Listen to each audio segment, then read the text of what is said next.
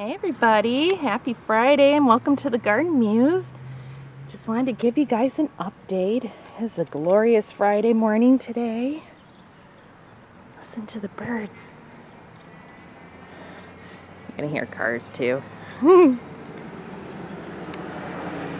So, doing another recording in the morning so that way I could get a little peace and quiet, at least from the people. So, yeah, just wanted to give you an update of how things are. Now, we had a major drought in Kankakee. We just weren't getting the rain. It just wasn't happening, and it was kind of hard. My fruit trees, oh my God, they started dying.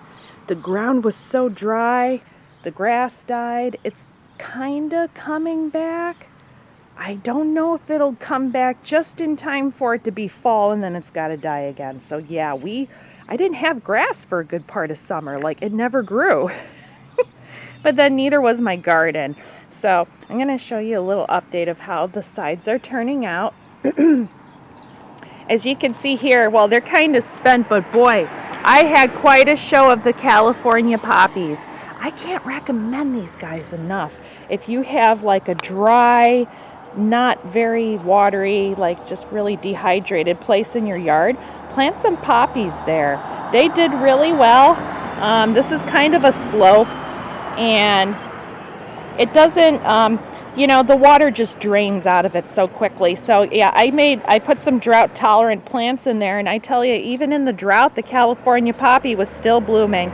Yeah, it's you can see here, it's a little dormant now. I got a lot of seed pods though. Look at all the seed pods. You can see here, I'm actually saving those because I want to plant these again. They're just wonderful. And this is also a medicinal.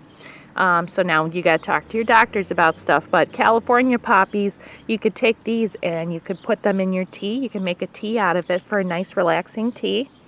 And of course, I got to have my snapdragons. Oh, I love snapdragons. You see how they work? It's like, hello, how you doing? Yeah, look at those pretty snapdragons. It's called Romance Mix. I like it because look at the beautiful yellows and the purples and the pinks all together. Kind of pulls it together here. My Shasta daisies, well, they haven't died, but they haven't totally made flower yet either. So I had to, yeah, they're just kind of hanging there. But, they're making it so far. It's just, it's kind of one of those things where it's like creep, sleep, leap. So yeah, this year they're creeping. They're just getting established. They're getting their roots established. And next year I'll have some pretty flowers. My hydrangea bush is doing pretty good though. My hydrangeas actually were doing really great even in the drought. They were still growing, so they're doing pretty okay.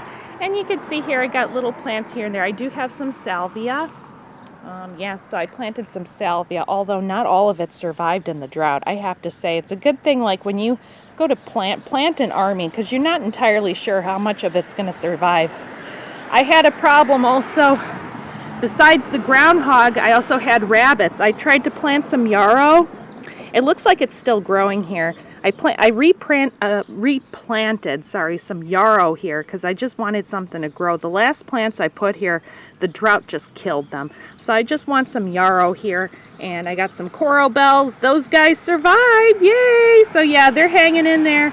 Everything's kind of just hanging in there, after this terrible drought we had. But we did have a nice rainstorm, and you can see on the other side. Kind of got a bare spot there, but I do have my Callaway chamomile did survive, and this will come back every year, which is pretty awesome. I do have some, looks like some daisies that made it, or they managed to survive. Yeah, it's kind of hard trying to keep these guys all alive while it's so dry. So as you can see here, the groundhog ate all my sunflowers on this side. I didn't get any sunflowers on this side. So, you improvise. So I went ahead and I planted here. You can see my rose is blooming. Hello. I love roses. I want to put more roses on the property because I like to create an oil. I'm going to do a separate video to show you guys how to make a special rose petal oil, and I gotta tell you, it is amazing, amazing, amazing for skin. If you have problems with skin issues, now of course, you know, you gotta ask your doctor and try everything, but yeah, that's gonna be a next video that I'll show you guys. I did plant instead, you can see here, marshmallow. Yeah, it's really taking. It looks happy there. And I planted them in the back because they're going to get kind of tall. They're like spiky flowers. They're kind of similar to hollyhocks. Yeah, they're very similar to hollyhocks. So I planted my marshmallow over here. And as you can see, there was like only 3 plants that survived. But they did though. And you know, I tell you, once that guy starts growing, oh boy, they're going to start growing. But you can see here my hydrangeas, look. I'm starting to get some flowers here. Starting to get a little buds and things like that. So I'm excited. So at least those are going to be sprouting. And hey, look at these guys. They never disappoint, I tell you. Never disappoint. Although something's eating. Okay, so I can't quite figure out what this is. I don't know if it's like a bug or if it might be a type of fungus. I'm not 100% on it. But I do know that there's certain types of caterpillars that do like to eat these. Now, these are nasturtiums, and usually you plant them with cabbage with the intention that they will steer the bugs away from the cabbage and they will eat these instead. And these guys are such prolific growers that they kind of don't care. And guess what? They're tasty. Yeah, edible flowers. That's good. It's got a peppery taste to it. They're really yummy and they make your salads really pretty. Yeah. So this area is filling in really nicely. And you can see I got a little hosta hiding in the back here. It does get some morning sun. And this is going to bloom too. Everything's going to bloom. And my Rosa Sharon, you can see here, oh boy, it kind of took a beating too because I tell you, this drought that we had here in Kankakee. I'm in central Illinois, but it looks like she's going to try and bloom. I don't know if she'll be able to. I hope so. We'll see. Let's go around to the other side.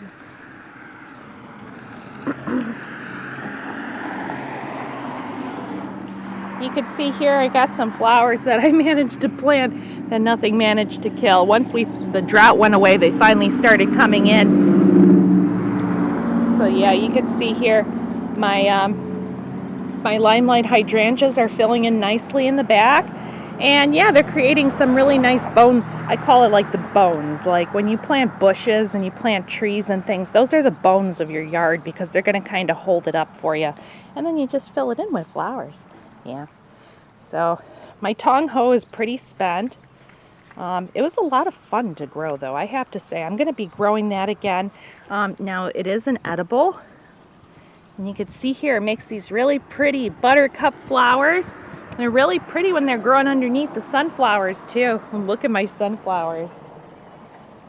Ooh. Gotta get back so you can see them all. They're so tall.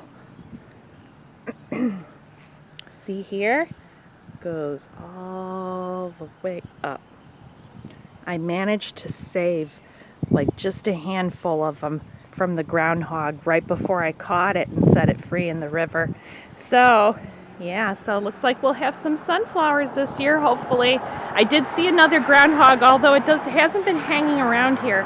So I'm kind of hoping that he stays clear.